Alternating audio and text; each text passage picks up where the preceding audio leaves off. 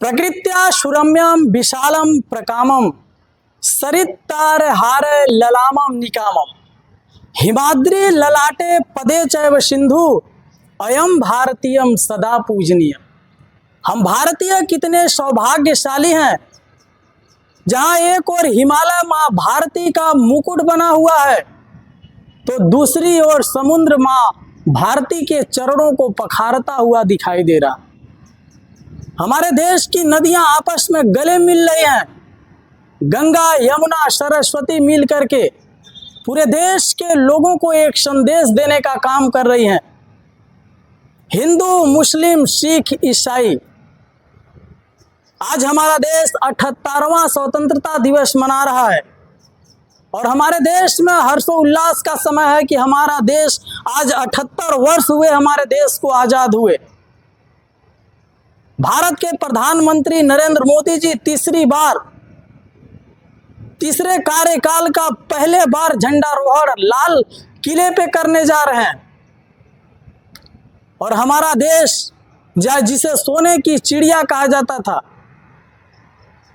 जिस देश को आजाद कराने में हमारे देश के महापुरुषों ने बलिदानियां दी हैं, अंग्रेजों से जंग लड़ा है, जंग लड़ने के बाद देश को आजादी दिलाई है और आज हमारे देश को आजाद हुए 78 वर्ष हो गए। 78 वर्ष होने के बाद भी हमारा देश कितना तरक्की किया और हमारे देश में आज राजनीतिक दलों का योगदान क्या है। आज गर्व है कि हम लोग 78वां स्वतंत्रता दिवस मना रहे हैं। हम लोग स्वतंत्र हो गए हैं, आज देश को आजाद हुए 78 वर्ष हो गए। हम लोगों ने अंग्रेजों से किस तरह से जंग लड़ाई लड़ी और अंग्रेजी हुकूमत से अपने देश को बाहर निकाला। अंग्रेजों से लड़ने के बाद अपने सोने की चिड़िया को, अपने हिंदुस्तान को, अपने भारतवर्ष को किस तरह से आज़ाद कराया और इस आज़ादी में न जाने कितने लोगों ने कुर्बानियां दी, न जाने कितने लोगों ने फांसी के फंदे को चूम लिया, न जाने कितनी माताएं बहनें अपने भाई को, अपने बेटे को खो दी।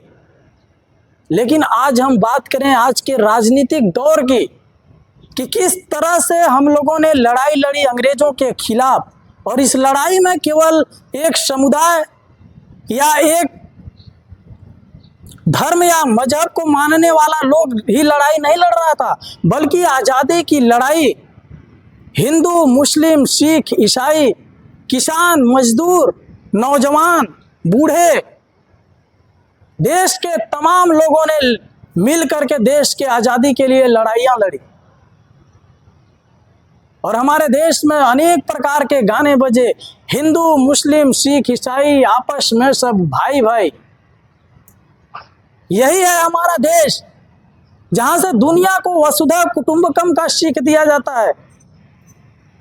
भारतीय संस्कृति का परचम विदेशों में फहराया जाता है, विदेशों में भारतीय संस्कृति की डंका बजती है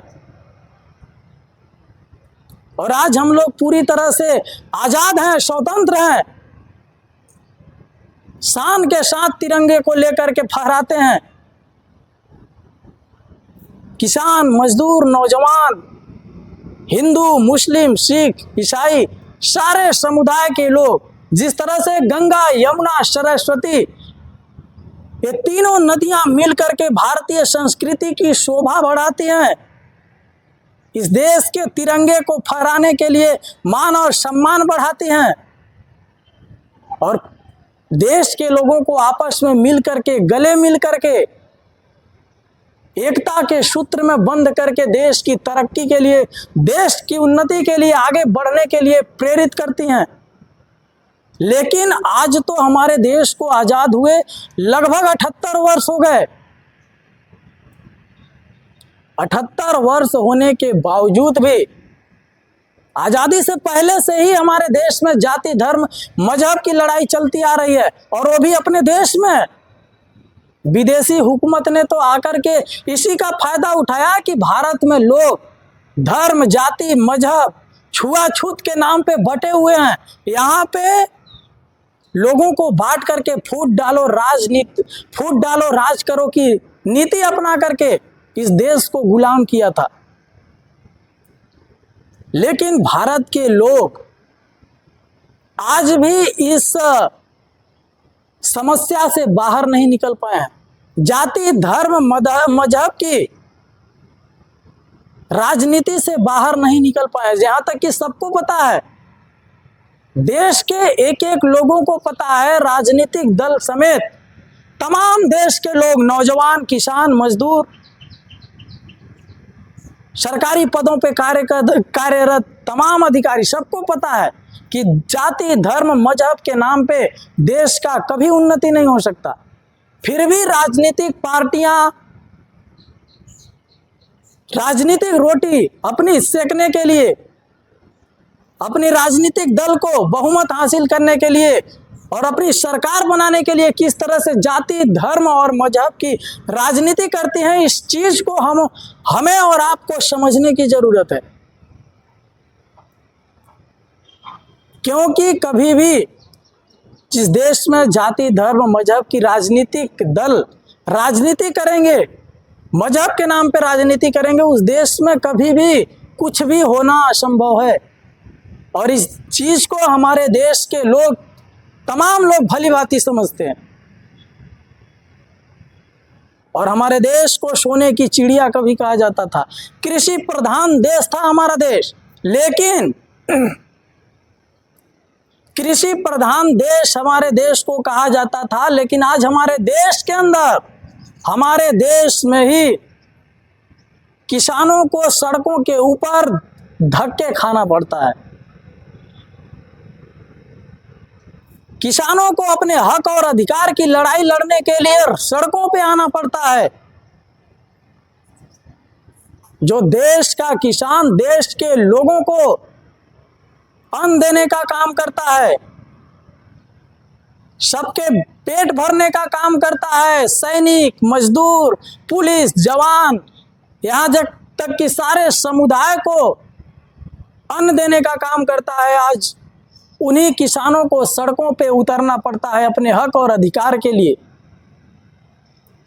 आज हमारे देश में इस तरह से माहौल क्रिएट किया गया है कि कोई भी अपनी समस्या को लेकर के किसी भी तरह का मांग करता है, चाहे धरने देता है। हमारे देश में, हमारे देश के महापुरुषों ने, हमारे देश के क्रांतिकारियों ने शुरू से ही लड़ना सिखाया है। इस देश के लिए भगत सिंह ने फांसियां चूम ली हंसते हंसते। चंद्रशेखर आजाद की लड़ाई को कौन नहीं जानता। राम प्रसाद बिस्मिल, अशफाक उल्लाह खां, महात्मा गांधी, चंद्रशेखर आजाद, सुभाष चंद्र बोस,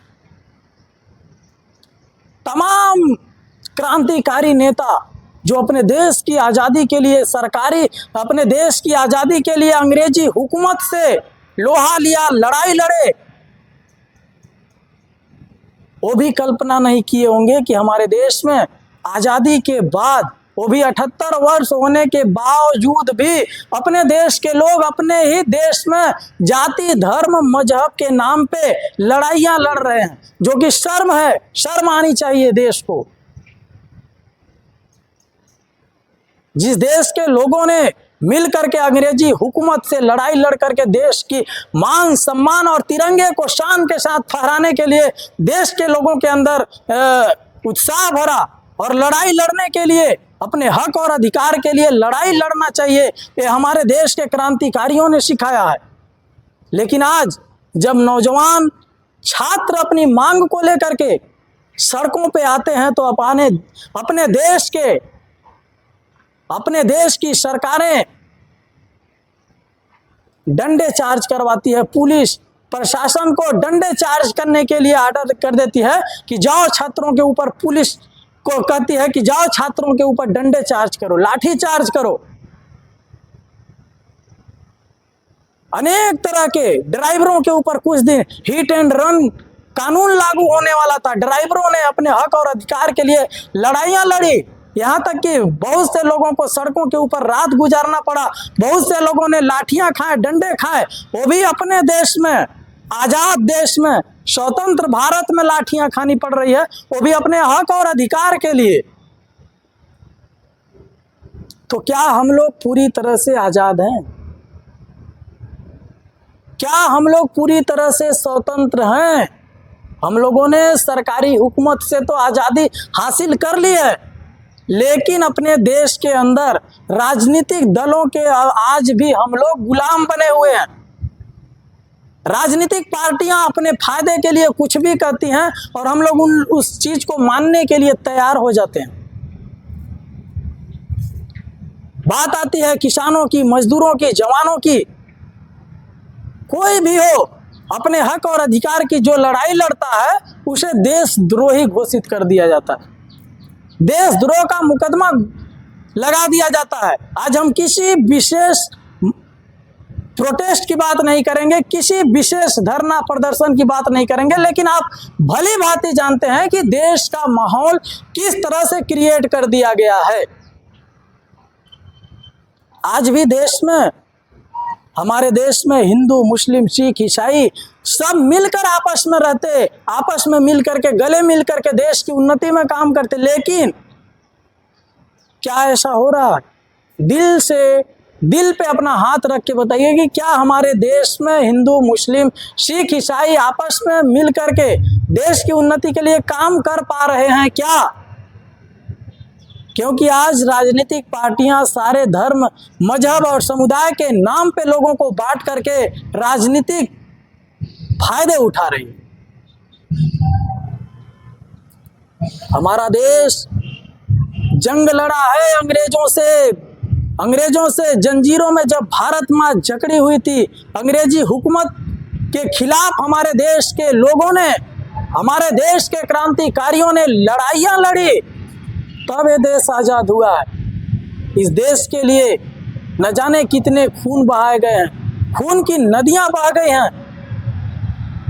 कितनों ने इस देश को खुशहाल रखने के लिए, तिरंगे को शान के साथ फहराने के लिए फांसी के फंदे को चूम लिया है। अब आप कल्पना कीजिए कि जिसका बेटा, जिसका भाई हंसते हुए फांसी के फंदे को चूमा होगा, उस घर के लोग भी तो हैं, उस घर के लोगों के अंदर और उस घर के लोगों के दिलों के अंदर क्या बीता होगा, आप कल्पना कर सकते हैं। आज देश का जो माहौल बनाया जा रहा है, आज हम आजाद भारत में रह रहे हैं, स्वतंत्र भारत में रह रहे हैं, लेकिन क्या स्वतंत्रता के साथ, पूरी आज़ादी के साथ क्या अपने हक और अधिकार की मांग क्या हम रख पाते हैं?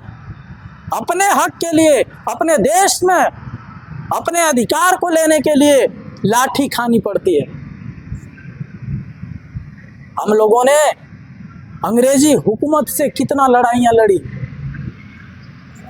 किस तरह से आज़ादी मिली पूरा देश जानता है। लेकिन आज देश को इतने वर्ष हो गए, इतने वर्ष के बावजूद भी आज हम लोग 21वीं सदी में हैं, फिर भी हम लोग कहाँ हैं? आज़ादी से पहले बाबा साहब भीमराव अंबेडकर ने आज हम लोगों को आज़ाद कर रहा है तो कोई नहीं, हम लोग आज संविधान के बदौलत ही स्वतंत्र हैं। स्वतंत्रता तो हमें मिली है, लेकिन ब्रिटिश शासन से हम लोगों को आज़ादी तो मिली है, लेकिन आज भी हमारे देश के किसान, देश के मजदूर, देश के नौजवान आज भी सरकारी हुकूमत के खिलाफ गुलाम हैं। आज भी हमारे देश के लोग सरकारों के गुलाम बने हुए हैं। लेकिन आज भी हम लोग स्वतंत्र हैं, तो स्वतंत्रता का अधिकार, स्वतंत्र रहने के लिए हमें एक ही चीज़ है, स्वतंत्रता हमें केवल एक ही चीज़ दिखाती है, संविधान। संविधान के बदौलत ही हम लोग आज स्वतंत्र हैं और आज़ाद हैं। जब देश आज़ाद नहीं हुआ था, उससे पहले हमारे देश में किस तरह से एक जाति को किस तरह से सताया जा रहा था, निम्न जाति को किस तरह से दबाया जा रहा था, उसी जाति में बाबा साहब भीमराव अंबेडकर ने जन्म लेकर के एक ऐसा संविधान दिया देश को जो सारे लोगों को, चाहे वो किसी भी धर्म मजहब का हो, सबको स्वतंत्रता के साथ अपने हक और अधिकार को मांगने के लिए आज़ादी देता है।